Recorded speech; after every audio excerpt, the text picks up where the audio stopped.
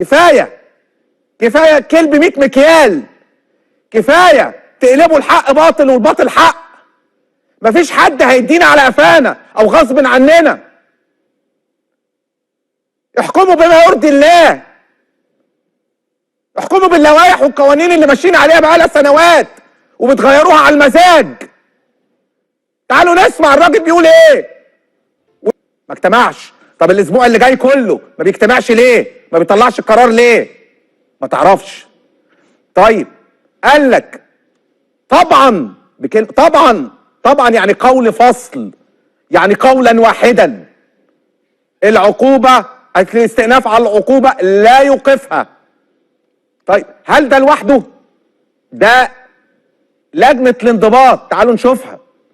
المستشار الجليل المستشار عزت خميس ماين اللي انتمائه هيغلب على ضميره هو حر. النظام ده مش هيمشي خلاص. نظام عدم العدالة ده والكلب 100 مكيال والخوف رغم ان الحق مع الزمالك لا. اعصابك يا سكسبانس مش كده. انا اعرف واحد يجيله بواسير من الشطه من الفلفل، لكن الكهرباء كتر الكهرباء تجيب بواسير جديده دي. هو زمالك ده قطه كاوتش بتندس. امال احنا موجودين ليه؟ امال انتوا عايزين تمشوني ليه؟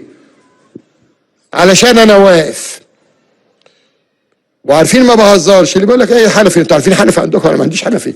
تاني ماتش المقاصه وراح جهاد جريشه وراح التلفزيون. انا قلت مش هلعب. لعبت ولا ما لعبتش؟ ما لعبتش. ماتش بتاع الاهلي اللي بعد السوبر بتاع المطر والسيول لعبت؟ لا ما لعبتش. ما برجعش في كلامي.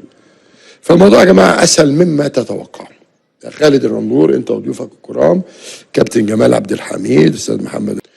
القرار طلع يوم 17 اعتقد على ما اتذكر. ال10 ايام ينتهوا امتى؟ ينتهوا النهارده.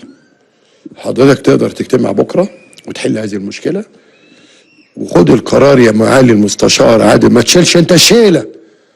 اجتمع قول كهرباء براءه. احترام. انت كنت نائب رئيس محكمه نقض ولجنتك ناس محترمين. ما هم محترمين وقالوا قرارهم في كهرباء والشناوي. ايه لازمه الصياح بقى؟ وفروا شويه بعد 5-5 في ملعب محمد بن زايد. لما تاخدوا الطريق او كهرباء حطوا صح تاني يبقى يتوقف المرتين مع بعض.